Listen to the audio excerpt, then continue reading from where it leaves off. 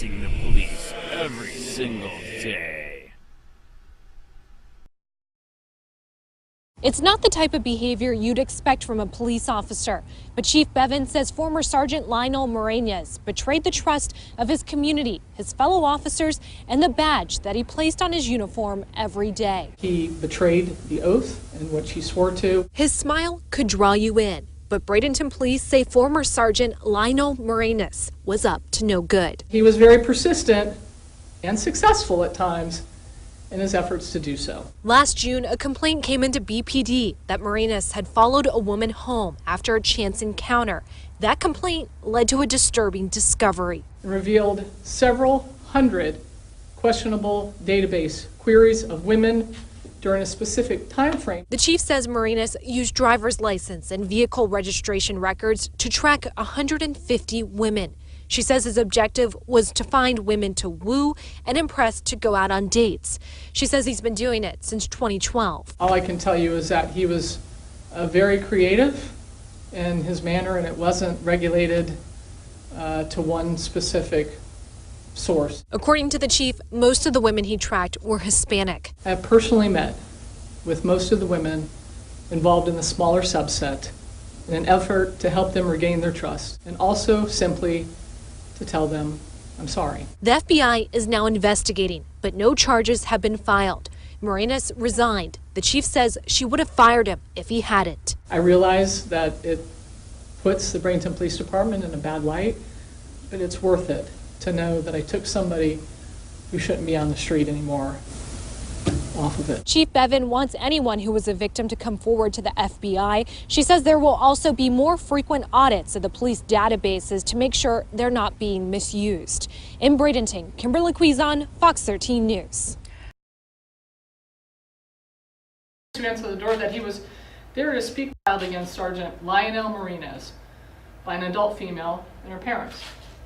They had concerns over the actions of Morenas after he had a chance brief encounter with her in the parking lot of a local establishment.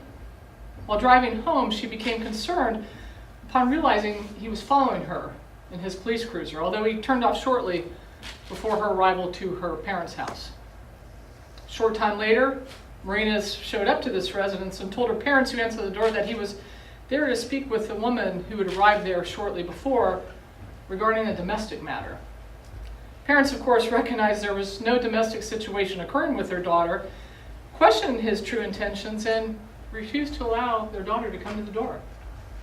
Morenas continued to persuade the parents to let him speak with their daughter. However, they refused and requested his name and supervisor information. Morenas left the residence without providing any of this. They immediately called our agency and spoke with the watch commander on duty, who was able to determine that it was Leonel Morenas, who was working at the time, and who, upon questioning, told him a starkly different account, saying he followed her to her residence because one of her headlights was out and he thought maybe she was impaired. The two stories really didn't match up, and when it was brought to my attention, I ordered a further investigation into the incident, which ultimately led to an audit of Morenas's driver's license and vehicle registration records use, as well as his patrol activity.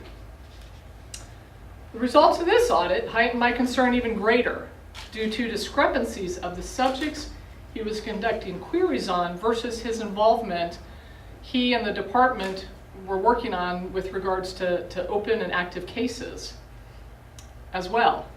A very, very clear trend of focusing on female versus male names emerged. At the beginning of the investigation, Morenas, a 12-year employee with our agency and serving in a supervisory capacity, was pulled from patrol activities and assigned to desk duty. As the investigation continued and the egregious nature of his actions became more and more apparent, he was ultimately placed on administrative leave without pay and stripped of his badge, gun, and uniforms. On October 30th, 2018, Morenas resigned. Our investigation, however, continued and revealed several hundred questionable database queries of women during a specific time frame that was chosen due to our ability to correlate this data through various internal systems. It also revealed that this behavior may have been going on for years, stretching as far back as 2012. Ultimately, we were able to locate and interview nearly 150 women in association with this case. From there, a smaller subset was identified in which we were clearly able to show that Marinas engaged in negative and inappropriate direct contact with them while presenting himself as a Bradenton police officer, both on and off duty. To get right to the root of the matter, Leonel Marinas was not utilizing this data for law enforcement purposes whatsoever. Instead, he was using it in a variety of ways via social media, cold telephone calls, visits to their home under the guise of being there for police business, you name it, to try and get dates with these women.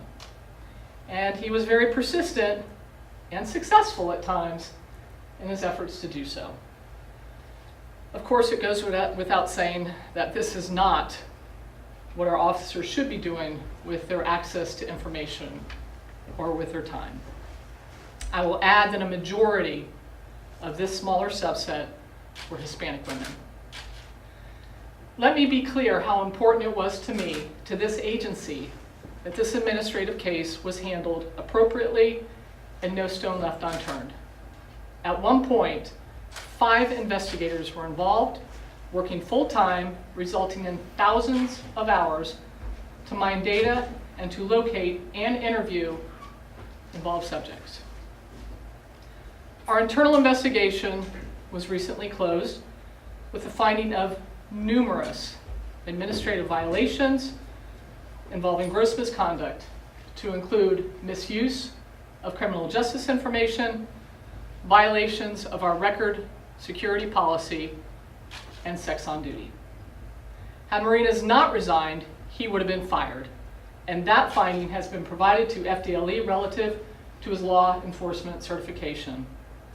I'd also like to add that an enhancement of our database auditing practices has already occurred within the agency. While BPD's administrative case has concluded, this remains a very active and open criminal investigation which is being handled by the FBI. For that reason, while I appreciate the desire for the public to know more, BPD's administrative case material will not be released at this time, as the FBI has indicated that doing so could compromise their ongoing investigation. I've tried to paint a clear picture for you today in light of this, so that you respect our need to retain the confidentiality of this information and this investigation. My primary goal in appearing before you this morning is to foremost ensure that the public is aware that Leonel Marinas is no longer serving in the capacity of a sworn police officer with the Bradenton Police Department, and secondly, to assist the FBI with their investigation by providing you with a picture of him and encouraging anyone who may have further information to contact the FBI Tampa office at 813-253-1000. This is truly a disturbing situation for me as chief. Over the past couple weeks, I have personally met with most of the women involved in the smaller subset in an effort to help them regain their trust in the Bradenton Police Department and to ensure them that Marinas' actions are not a representation of those who so proudly wear this uniform and badge, and also simply to tell them, I'm sorry. Hey Charlotte County, this is Charlotte County COPWATCH. I am using any video here with under fair use if you have criticism, reporting, teaching, etc.